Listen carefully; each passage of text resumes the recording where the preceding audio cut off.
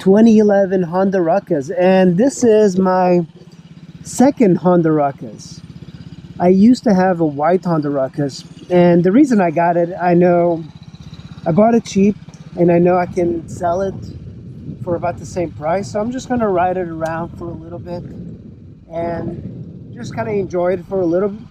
I do like the 50cc scooters, but I prefer different 50cc's. I have a Yamaha C3 that's, I think, much better than this one.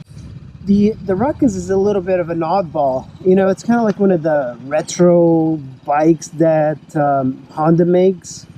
And Honda has been making very interesting and kind of wacky bikes for a while. They have the Honda Ruckus, which is, I think, losing steam a little bit in the, you know, the desirability, because they have now a 125cc motorcycle that's called the Honda Grom.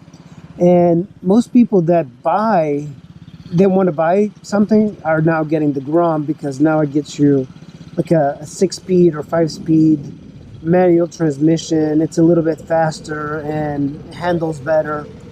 So it used to be that the Ruckus was the bike that everybody wanted, but there's still a really large aftermarket for the Honda Ruckus. It is a very cool looking bike. When you look at it, it's just really cool. And in this color, it looks great. And I've heard of a couple of people riding these across the United States, which is quite a feat in itself. It's very simple, nothing very complex. Like, you have like 2 headlights. These are glass headlights, by the way. They're not like the plastic headlights that you would see. And this is a very iconic style for Honda, for the Ruckus. And it looks great. I really love the industrial look that the Honda Ruckus has. And it's got a little rack here in the front, which is really nice.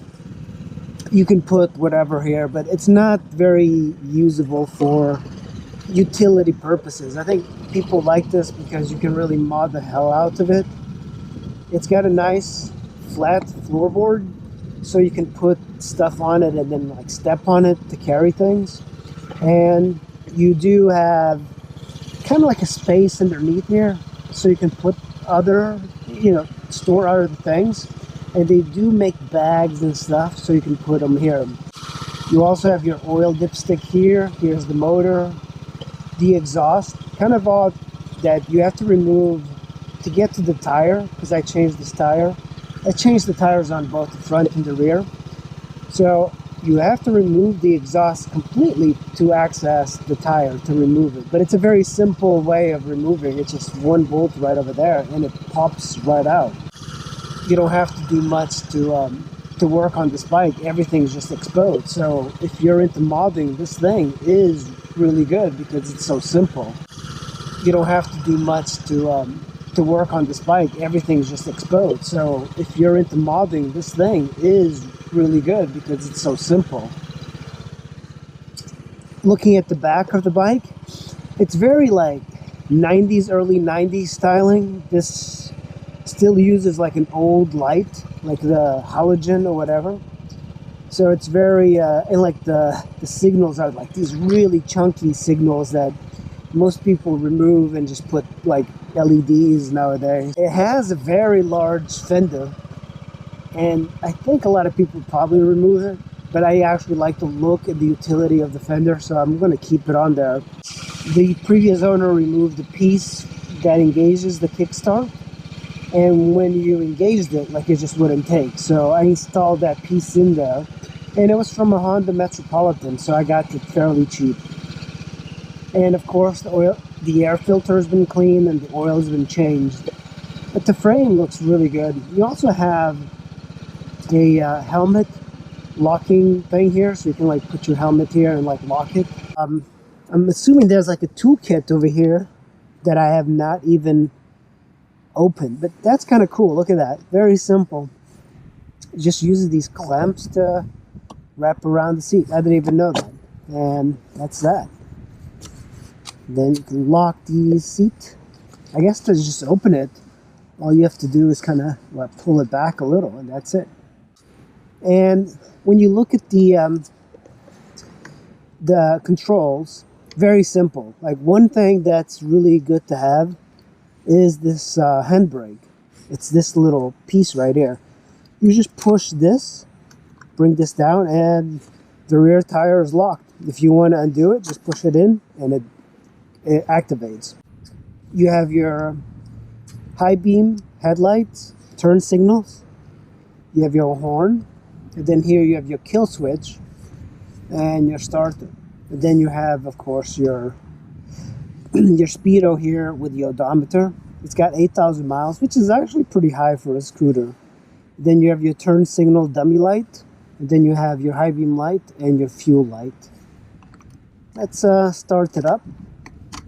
It's very quiet starting. To start the scooter, you have to hold the rear brake and then just click on the start.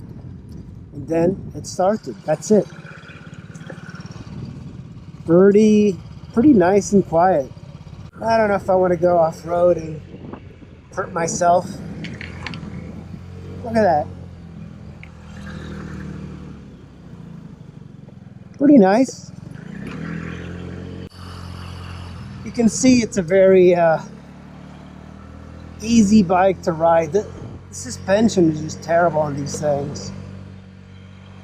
This is a school, so I don't want to, I haven't really like ridden very much off-road on a scooter, but it'd be kind of interesting to take it somewhere to ride.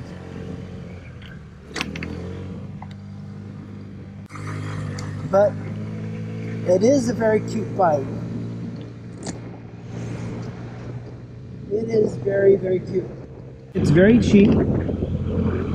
You don't get a lot for your money. It's a little overrated, but it is a fun bike. It is a really good bike to have and to like play around. And let me just put the handbrake. These things do hold in value quite a bit, even though that the Grom has kind of passed them a little bit in the desirability factor. Like this bike is a much better bike than this Ruckus, but the Ruckus has something that the Honda Elite doesn't have, and what that is coolness, something that this thing just doesn't have.